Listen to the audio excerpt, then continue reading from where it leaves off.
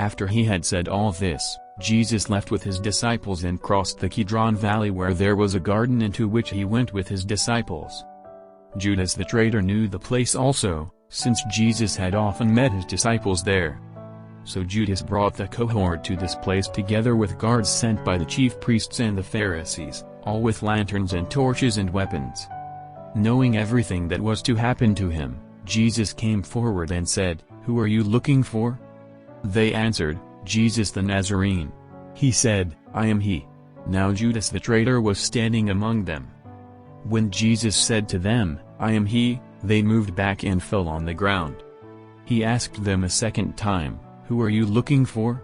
They said, "Jesus the Nazarene." Jesus replied, "I have told you that I am he. If I am the one you are looking for, let these others go." This was to fulfill the words he had spoken, "Not one of those you gave me have I lost." Simon Peter, who had a sword, drew it and struck the high priest's servant, cutting off his right ear. The servant's name was Malchus.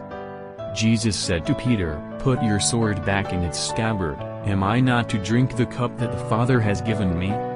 The cohort and its tribune and the Jewish guards seized Jesus and bound him. They took him first to Annas, because Annas was the father-in-law of Caiaphas, who was high priest that year. It was Caiaphas who had counseled the Jews, "It is better for one man to die for the people."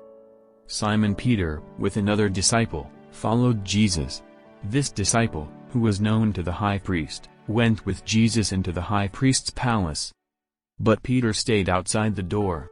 So the other disciple, the one known to the high priest, went out, spoke to the doorkeeper and brought Peter in. The girl on duty at the door said to Peter, "Aren't you another of that man's disciples?" He answered, "I am not." Now it was cold, and the servants and guards had lit a charcoal fire and were standing there warming themselves, so Peter stood there too, warming himself with the others. The high priest questioned Jesus about his disciples and his teaching. Jesus answered, "I have spoken openly for all the world to hear. I have always taught in the synagogue and in the temple where all the Jews meet together. I have said nothing in secret. Why ask me? Ask my hearers what I taught, they know what I said." At these words, one of the guards standing by gave Jesus a slap in the face, saying, "Is that the way you answer the high priest?" Jesus replied, "If there is some offense in what I said, point it out, but if not, why do you strike me?" Then Annas sent him, bound, to Caiaphas the high priest. As Simon Peter stood there warming himself, someone said to him, "Aren't you another of his disciples?" He denied it, saying, "I am not." One of the high priest's servants, a relation of the man whose ear Peter had cut off, said, "Didn't I see you in the garden with him?" Again Peter denied it, and at once a cock crowed. They then led Jesus from the house of Caiaphas to the praetorium. It was now morning. They did not go into the praetorium themselves to avoid becoming defiled and unable to eat the Passover. So Pilate came outside to them and said, "What charge do you bring against this man?" They replied, "If he were not a criminal, we should not have handed him over to you." Pilate said, "Take him yourselves, and try him by your own law." The Jews answered, "We are not allowed to put anyone to death." This was to fulfill the words Jesus had spoken indicating the way he was going to die. So Pilate went back into the praetorium and called Jesus to him and asked him, "Are you the king of the Jews?" Jesus replied, "Do you ask this of your own accord, or have others said it to you about me?" Pilate answered, "Am I a Jew? It is your own people and the chief priests who have handed you over to me. What have you done?"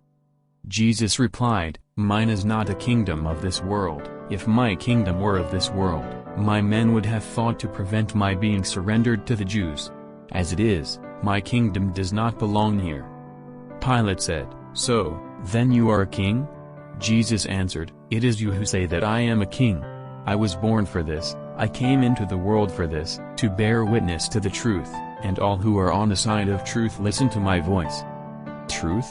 said Pilate. "What is that?" And so saying he went out again to the Jews and said, "I find no case against him. But according to a custom of yours I should release one prisoner at the Passover. Would you like me, then, to release for you the King of the Jews?" At this they shouted, "Not this man," they said, "but Barabbas." Barabbas was a bandit. Pilate then had Jesus taken away and scourged. And after this, the soldiers twisted some thorns into a crown and put it on his head and dressed him in a purple robe. They kept coming up to him and saying, "Hail, King of the Jews!" and slapping him in the face. Pilate came outside again and said to them, "Look, I am going to bring him out to you to let you see that I find no case against him." Jesus then came out wearing the crown of thorns and the purple robe. Pilate said, "Here is the man." When they saw him, the chief priests and the guard shouted, "Crucify him! Crucify him!" Pilate said, "Take him yourselves and crucify him, I find no case against him." The Jews replied, "We have a law, and according to that law he ought to be put to death, because he has claimed to be Son of God." When Pilate heard them say this, his fears increased. Re-entering the praetorium, he said to Jesus, "Where do you come from?" But Jesus made no answer. Pilate then said to him, "Are you refusing to speak to me? Surely you know I have power to release you and I have power to crucify you." Jesus replied, "You would have no power over me at all if it had not been given you from above. That is why the man who handed me over to you has the greater guilt." From that moment Pilate was anxious to set him free, but the Jews shouted, "If you set him free you are no friend of Caesar's, anyone who makes himself king is defying Caesar."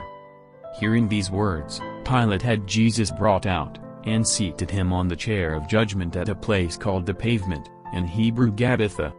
It was the day of preparation, about the 6th hour. "Here is your king," said Pilate to the Jews. But they shouted, "Away with him, away with him, crucify him." Pilate said, "Shall I crucify your king?" The chief priests answered, "We have no king except Caesar." So at that Pilate handed him over to them to be crucified. They then took charge of Jesus. And carrying his own cross he went out to the place of the skull, or, as it is called in Hebrew, Golgotha, where they crucified him with two others, one on either side, Jesus being in the middle. Pilate wrote out a notice and had it fixed to the cross. It ran, "Jesus the Nazarene, King of the Jews." This notice was read by many of the Jews, because the place where Jesus was crucified was near the city, and the writing was in Hebrew, Latin, and Greek. So the Jewish chief priest said to Pilate, "You should not write King of the Jews, but that the man said, 'I am King of the Jews.'" Pilate answered, "What I have written, I have written." When the soldiers had finished crucifying Jesus, they took his clothing and divided it into 4 shares, one for each soldier. His undergarment was seamless, woven in one piece from neck to hem. So they said to one another, "Instead of tearing it, let's throw dice to decide who is to have it." In this way the words of Scripture were fulfilled, "They divide my garments among them and cast lots for my clothes." That is what the soldiers did. Near the cross of Jesus stood his mother and his mother's sister, Mary the wife of Clopas, and Mary of Magdala. Seeing his mother and the disciple whom he loved standing near her, Jesus said to his mother, "Woman, this is your son." Then to the disciple he said, "This is your mother." And from that hour the disciple took her into his home. After this, Jesus knew that everything had now been completed, and, so that the Scripture should be completely fulfilled, he said, "I am thirsty." A jar full of sour wine stood there, so, putting a sponge soaked in the wine on a hyssop stick, they held it up to his mouth. After Jesus had taken the wine he said, "It is fulfilled," and bowing his head he gave up his spirit. It was the day of preparation, and to avoid the bodies remaining on the cross during the Sabbath, since that Sabbath was a day of special solemnity, the Jews asked Pilate to have the legs broken and the bodies taken away.